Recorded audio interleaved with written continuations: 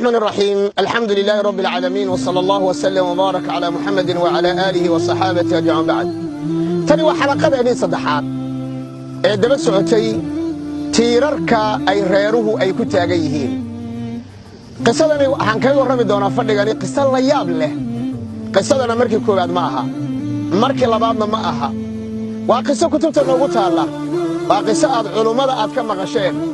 laakiin wallah mar walba oo qisada maqlo way cusub tahay xaqiiqatan mar walba oo qisada maqlo qalbigayga wax fara badan baa iska bedela maxaan u bixiyay qisadaasi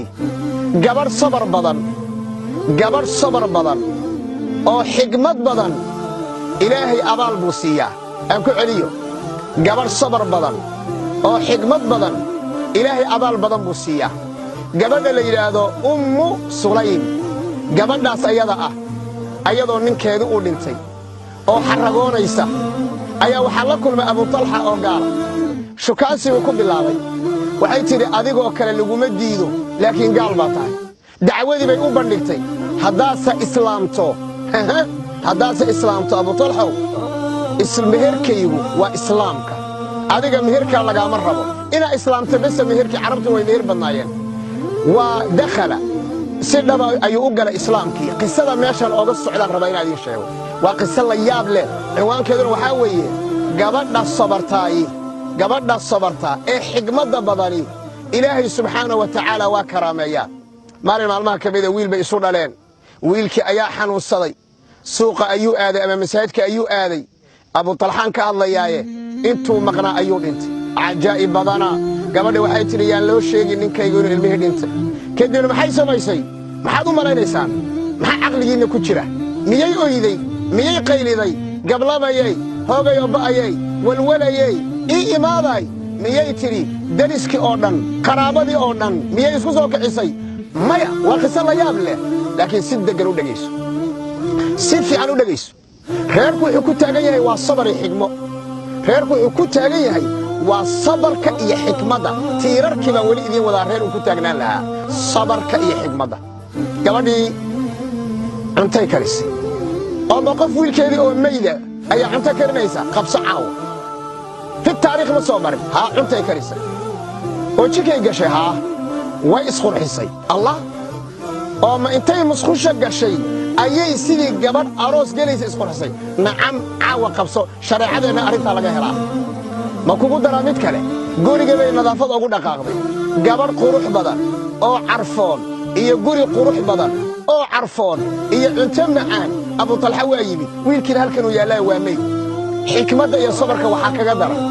oo kaba daran oo lala yaabo mar alla markuu soo galay wiilkii iga waran waxay tiri hadda uu ugu dhaqdhaqaaq yar yahay انظر قيمها اي gabadha muslimada leedahay ma gabadha doonaysa inay reer u dhisnaato laabudda waa inay sabar iyo xikmad leedahay sabar iyo dulqaad waa inay leedahay xikmad iyo xinka waa inay leedahay maxaa dhacay ma taqaanaa yaa ikhwa midina ma istaqisada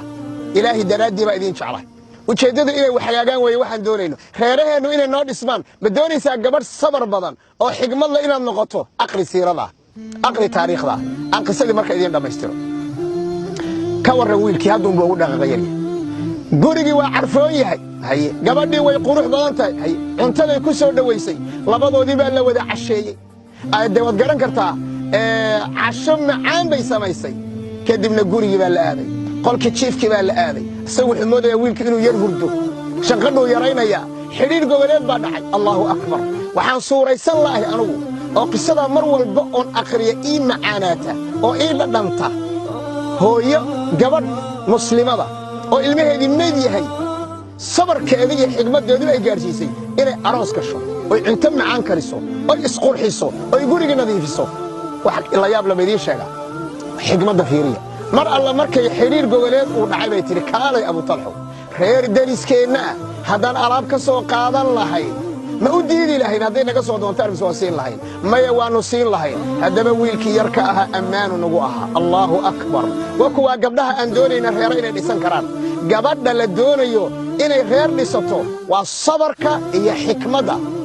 maxaa dhacay waxay waanu siinayna waxay tiri wiilkaagi ilaahay baa lahaa ilaahay baa na siiyay waana dhintay waagu markuu bariyo qabriga loo raadiyo Abu Talha nabigu u tagay calayhi salaam nabiga markuu qisada u sheegay nabiga intuu qosla wuxuu yidhi oo wiilkiinna uu xalay mayda miyaad aroos ahaydeen haa allaahuma baarik lakuma fii laylatikuma ilaahu habeenkii xalay ahaa idiin barakee maxaa dhacay gabadhii uur bay yeelatay xidhiirkii gogosha habeenkii uur bay yeelatay sabarkeeda iyo xigmaddeeda daraaddi uur markay yeelatayna wiil bay dhashay 9 wiil oo uu dhalay oo quraa ah oo quraanka yaqaana oo hal meel ku wada subcinaya ayaa indhaha la saaray maxaad ka fahamtay qisada maxay kula tahay qisadan qalbigaaga raad ma ku reebtay ma doonaysaa inaad ku dayato reerka usuusha lagu dhisayo iyo tiirarka ma garatay aad baan kuu jeclahay wassalaamu calaykum waraxmatullahi wabarakaatu